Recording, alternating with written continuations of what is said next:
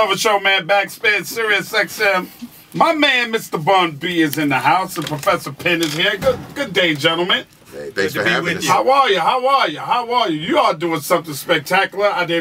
They gave me a little brief synopsis on it, but I want you guys to tell the audience what you guys are doing. Go ahead, Prof. Well, right now, Dr. Anthony Penn and I, we teach a course at Rice University in Houston.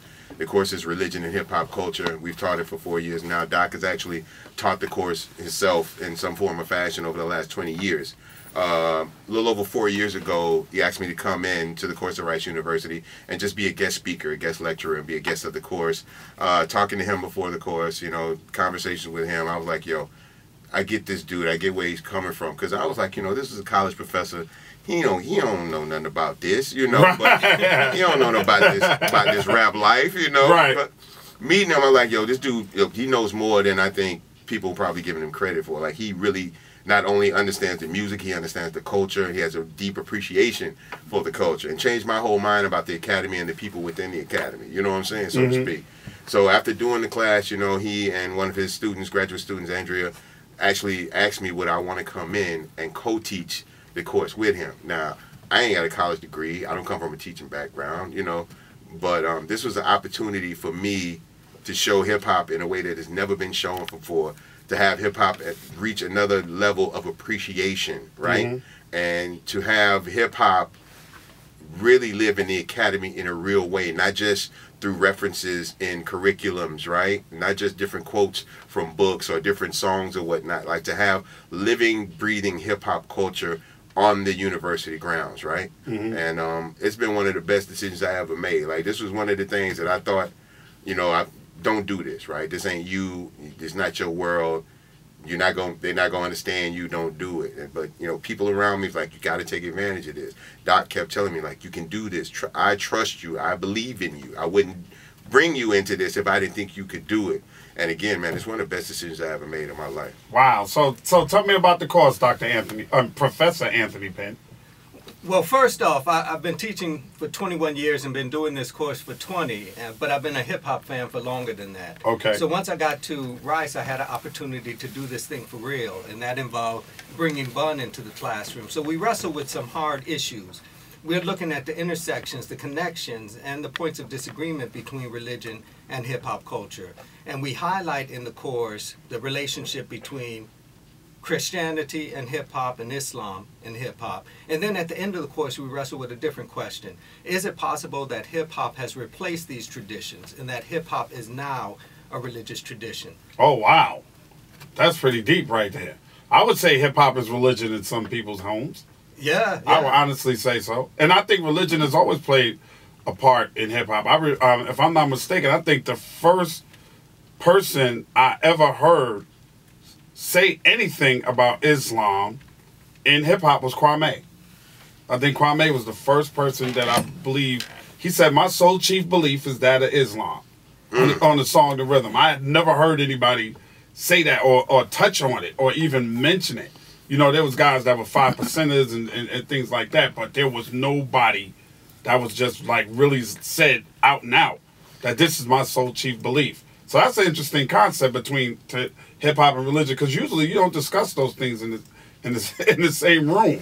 Like, well, I think there's the connotation from the hip-hop culture of what religion means, and I think there's the same thing from the religious culture as to what hip-hop means, right? So when you start saying hip-hop and religion, you think rap music and church, right? That when you think hip-hop, you think rap music. When you think religion, you think church. So when you start thinking about rap music and church together, that's where the heads, you know, the ideological heads, so to speak, start to bump, right? So we have to make a clear distinction of what hip-hop culture is and what religion is, and the similarities between the two, which, you know, are a greater number than the things that they don't agree on. So do you go back in this class? Do you start at the beginning of hip-hop? Like, can somebody take the class that's not familiar at all with hip-hop? We start at the beginning of music, period, right? So in order to put hip-hop in its proper historical context, we have to talk about all the different things in America that helped to create hip-hop, right? We talk about the original forms of music, from the Negro spirituals up to blues music, up to jazz music, up to soul music, R&B, disco music. All of these things eventually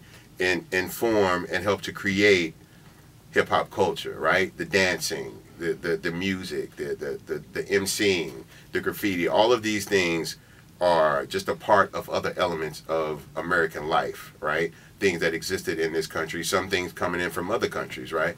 That help to inform and help create this culture. And now this culture has its own rituals and practices within the culture that helped it to define itself. Yeah, but the culture now is a much different culture than it was before. Well, yeah, because, you know, what we have now is, you know, rap music versus hip-hop culture, right? Rap, as one of the four pillars of hip-hop, has always been the loudest form because it's the voice of hip-hop, right? It's the mouthpiece. It has the microphone. It's the one that does the talking. It's the one that's standing in front of the crowd. And what happens is that rap music and rappers started to deviate from the original reasoning and ideology behind the creation of hip-hop culture based on record company influence, having to, you know, deal within the parameters of radio, corporate sponsorship, all these different things for certain people helped them, well, I wouldn't say help them, but kind of drew them away from what hip-hop was originally intended to do, right? Because the money's good. Right. You know, we want that money. I always say that's the worst thing that ever happened to hip-hop. I remember when I got in, nobody was making money, right? Nobody was really making no money. So that's why you just wanted to be fresh, you wanted to be fly, and you wanted to be respected, right? That's why I became an MC. But if you're waking up right now in 2015 and you want to become an MC, it's for much different reasons. You want to get paid. Absolutely. That's it. And the same sort of thing has happened with religion. If you think about, about the black church, for example, back in the day and what it stood for, and now think in terms of mega churches, prosperity gospel, and compare a Creflo Dollar or an Eddie Long to a Martin Luther King Jr. or an Adam Clayton Powell Jr. Right. There's no comparison. No. Right. No comparison because they come from that small church, that little community-based church where you could not only understand where pastor was coming from, but you had a personal relationship with pastor.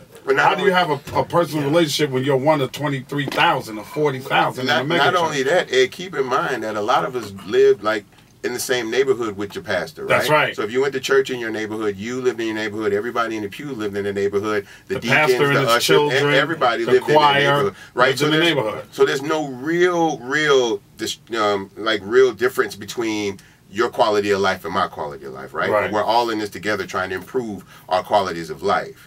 But then this changes, you know. Then we start seeing these preachers with the Cadillacs, right? And you know, you got the preacher in the big Reverend chair in Ike front. and them from back in the day. Exactly, right? And the dynamic starts to change within the church, and that's a part of the reason why some people are walking away from the church. They're not getting away from Christ. They're not getting away from God. They're just getting away from church. Right. It wasn't just about the offering plate, right? It was about making a difference in lives. Right.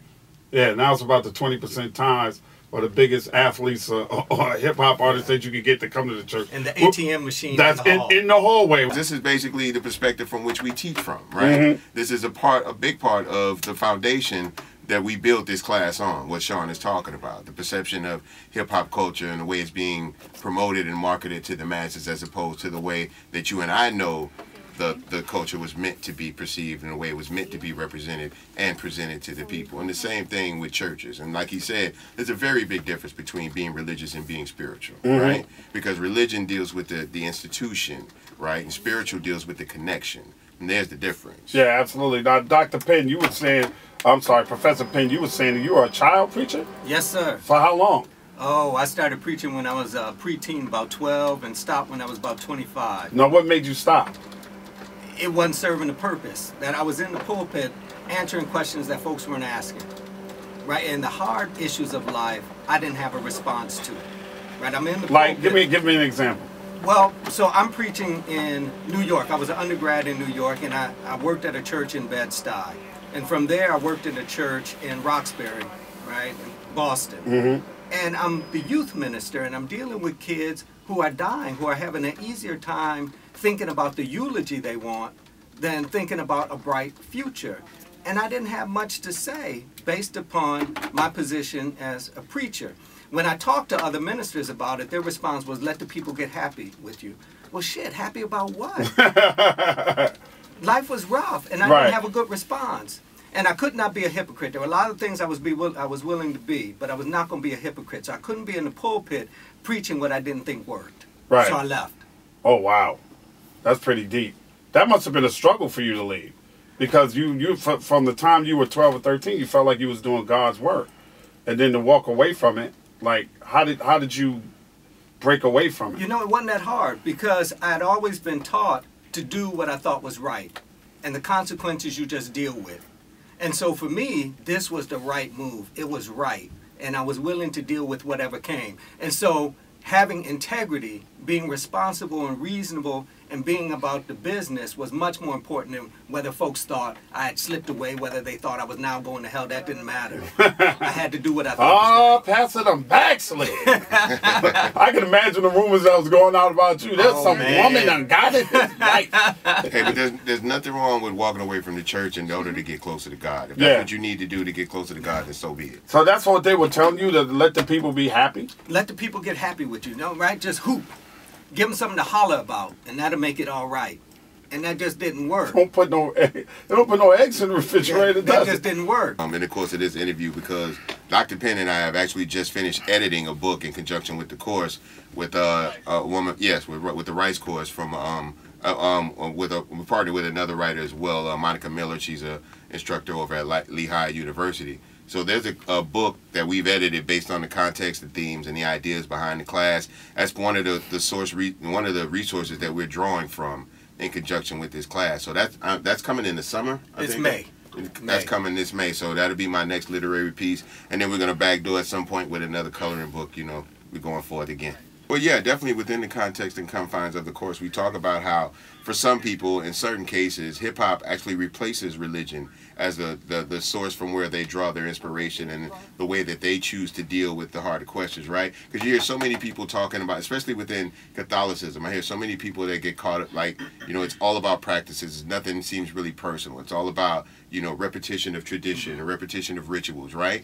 And for some people, that just doesn't do it for them. You know, for some reason or what other, the rituals within the institutions just doesn't make a real connection for them. It doesn't really teach them to be a better person per se. It just teaches them how to be a Catholic, right? So for them, you can go to you know, for certain people, you know, religion can be a burden, right? The institution and having to deal with the rituals within the institution can almost seem like a burden for them. So for us, you know, we look at people who use hip hop as a way to help them deal with, you know, the rough questions about life. Who are we? Why are we here? What is our purpose? You know, for some people, religion doesn't always give them the definitive answer to deal with these type of things. For some people, hip-hop gives them the information and the answer in order to deal with life in a better, deeper, and more concise way. How long is the course when you guys teach it? Like, how many weeks is the actual course? The online course is 16 weeks, but on 6 weeks. I mean, sorry, 6 weeks, but on campus it's like 15 weeks. Wow. Yeah. 15 weeks of intense studying and working hard, and you really got to bust your ass to take this course. and I'm not like an MC or a teacher in residency or somebody that comes in once a month to offer my opinion on whatever they're talking about. I'm in the classroom every day that we teach this course. Every Tuesday and Thursday, I'm in there. I'm lecturing. Doc always has me lecture first. Right? Why is that, Doc? Why you put him out there first? Nah, Doc wanted me to, Doc was very adamant about me being given the title of professor, right? Because I'm doing the work that any other professor is doing in the course. So, right? So for me, I got to live up to that with Doc, right? I'm also, in the earlier stages, I'm very uncomfortable with what I'm doing. I'm not sure if I'm doing it right.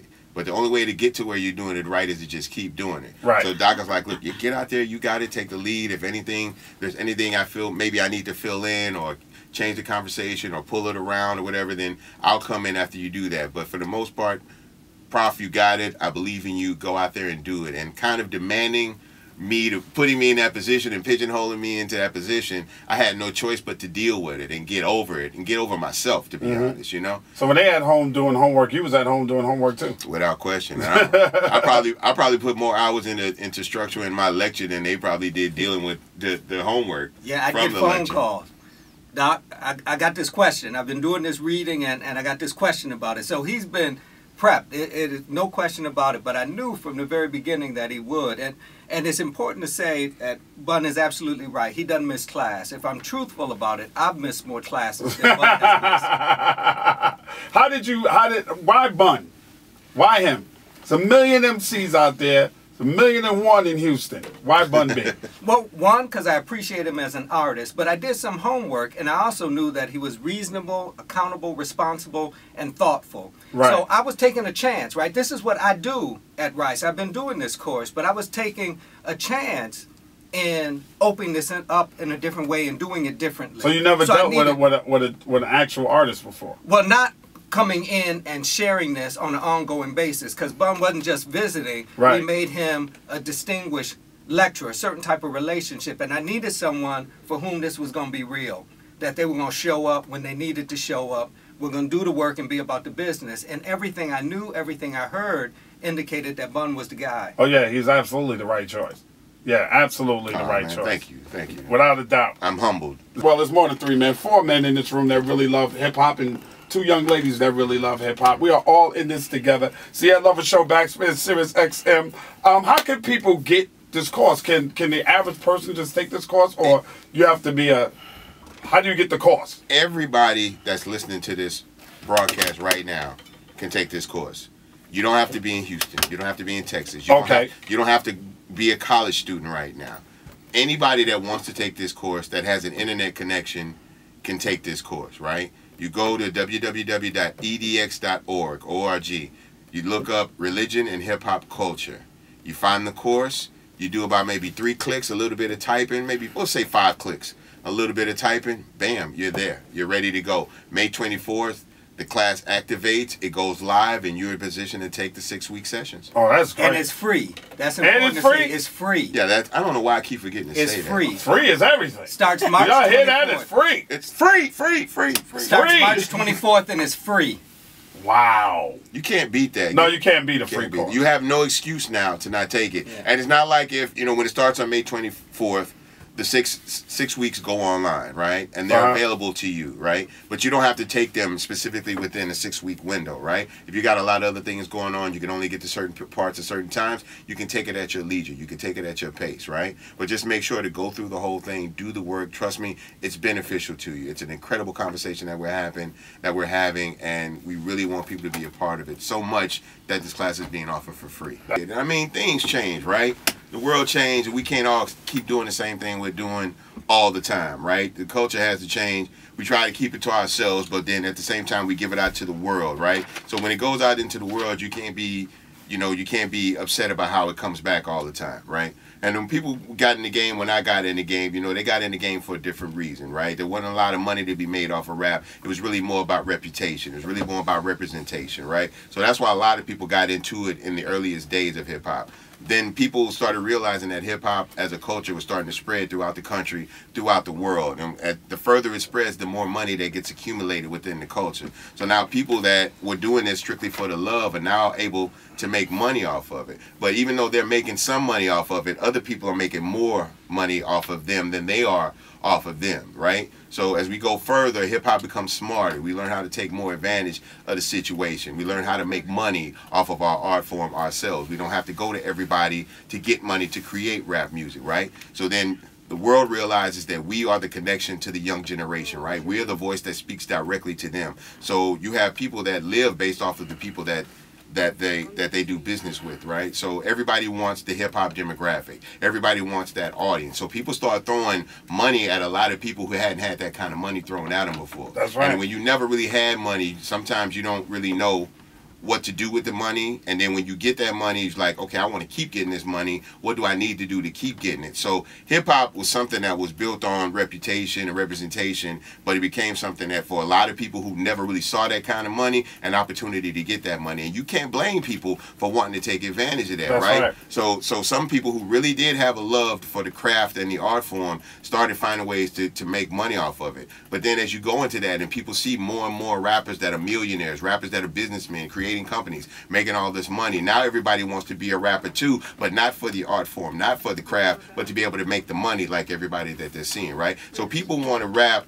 not to be as good a rapper as Jay-Z, but to be as rich a rapper as Jay-Z. Right. You know what I'm saying? And that's kind of what's happened with the art form. People see more of the commerce than they do the actual art. And I always tell them, Bun, that you got to search for it. It's out there. There are great young MCs out there. Fantastic wordsmith. out there that is still pushing the culture of hip hop, still love hip hop, still wants to be the best in the world. There's a lot of them out there. You just got to look past the trash. Look, and stop acting like we didn't have trash. No, of course not, man. All hip-hop wasn't great hip-hop. That's right. There's good music and there's bad music. Yeah, we were in the golden era, but there was some trash during that golden era. Without question. But you know what? That's what lets you know that hip-hop is a real art form, because it's not art until you can distinguish between good and bad. That's right. Like once there's a distinction between good and bad, then you're really dealing with art form, and then the dynamic becomes who's giving more to the process. Right. Professor Penn, being a lover and student of hip-hop, did you ever have any aspirations to grab the mic? No, not at all. No? Not even when you was preaching? I stay in my lane. You didn't even have somebody on the turntables going, chicka Jesus? No. I stay in my lane. You stay right in your lane, Stay in my lane. You said chicka Jesus. You know, you went from R-rated educator, man. You couldn't do that damn, bro. I appreciate you gentlemen being with me today, man. I really do. May 24th it starts? March 24th. March. Oh, I thought you said May. Oh, no, the book comes in May. The book comes in May. The course starts in March. 24th. Yes. Okay. www.edx.org, Relly 157X, Religion and Hip Hop Culture. It's real easy to find. And when we get another album out of you, Brother Bun? It's coming soon, man. I'm finishing up a compilation album now. 2 Trill Entertainment, that's the umbrella company. Also 2 Trill Entertainment West and Double Dose Entertainment, you know, the other members under the umbrella. And we're trying to create opportunities in music and production and writing and television and movies. You know, we want to be able to do all of these things, you know, like I just talked about, taking advantage of opportunities, you know what I'm saying? But, you know, I'm making good money. I want to put myself in a position to where I don't have to worry about money anymore, so that I can make decisions purely based on just how I feel, right? So this helps me put myself in a position to be able to do that. And because I'm not relying on money, I don't have to feel the need to steal money from any artist that I'm trying to help get out there, right? You know? Yeah. So that's just it, man. I just want to start, I want to bring in and usher in a new era of what a CEO is, right? You know, I'm not here to rate people, right? I spent my whole career working for people. I want to put myself in a position to work with people now. There you go. Appreciate you, gentlemen. Thank you. Always a pleasure. It's the Ed Lover Show, y'all. It's back spin on Sirius XM.